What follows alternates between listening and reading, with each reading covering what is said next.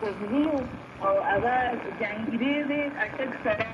هغوی په خوا کې زموږ ټول د دریای کابل او د دریای اټک د په منځ کې موږ نو د مور د طرف نه هلته اغزي نو زه په نوښار کې پیدا شوم بیا موږ ما د جماعت اسلامي امیر چې شو نو بیا موږ لاهور ته شفت شو بیا موږ په میاشت کې زما واده په کوټه کې زه په زما کوم کله واده شو نو په کراچۍ کې نو زه خبره چې په مینې پاکستان ثبوت په دارالخلافو کې زما خپل کورم دی او زه لکه ټول د مختلف ثقافتونو کې اوسېدو کوم الحمدلله ما ته ډېر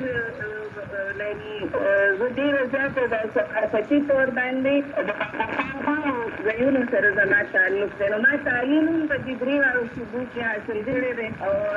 ما پي ایچ ډي بیا شروع کړي خو دغه کې بهر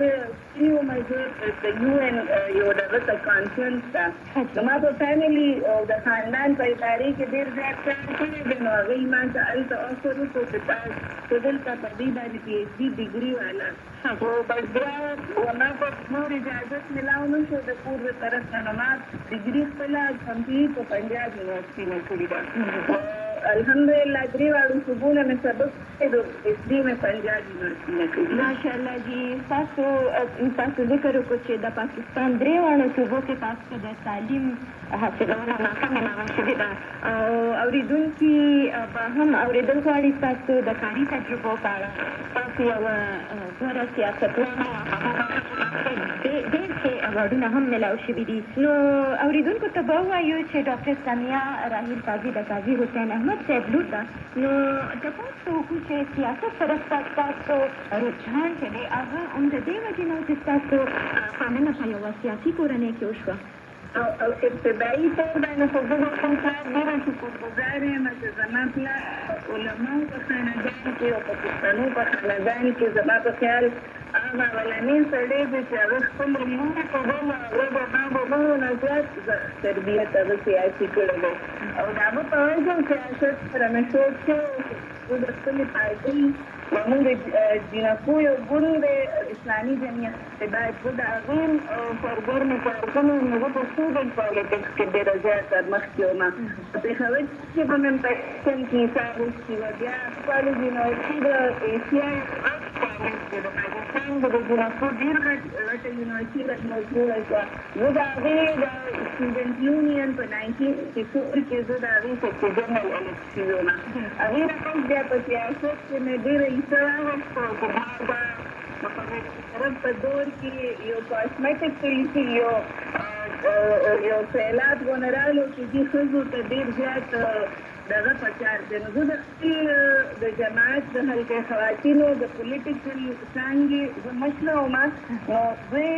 زه خپل جماعت لیبر د قومي اسمبلۍ دپاره ډېر خلک وایي چې زه د قاضي حسین احمد لور وم نو ځکه یې ما ته دا سیټ راکړو خو دا بلکل غلطه خبره ده څوک چې جماعت اسلامي پېژني هغوی ته به پته وي چې زموږ په جماعت کې قیادت مسلمان کې هغوی سره ډېره ستاسو تشکیلي کېږي په دې لحاظ سره زموږ په پارټي خو عام ډېر تېزۍ سره مخکې ځي خو د قیادت ماشومانو باندې ډېر تحصیلونه او دوربینونه لګېدلي نو زه خپله کوم چې هغه پولیټیکل وینګ مشره وم نو زه هغې په وجه باندې بیا ما د خپلې پارټۍ ښځو چې دی نو زه هغې ټاکلي یم او زه بیا د پنجاب نه الیکشن وم نو زمونږ هم زه د پېښور نه تعلق ساتم زما وطن په پېښور کې دی هغه زما وطن پنجاب ته راشو چې دومره دا د قومي پارټونو به موږ دوه درې پنجابیانې د پېښور د سرحد نه الیکټ شي او زه یو پښتنی د پنجاب نه الیکټ شم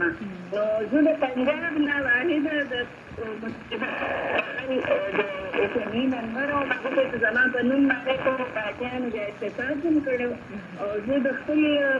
نو او زه د اسلامي نظریاتي کونسل نه د دا اعزاز حاصل دی چې ټولو علما سره وکړي زه واحده ښځه ومه چې زه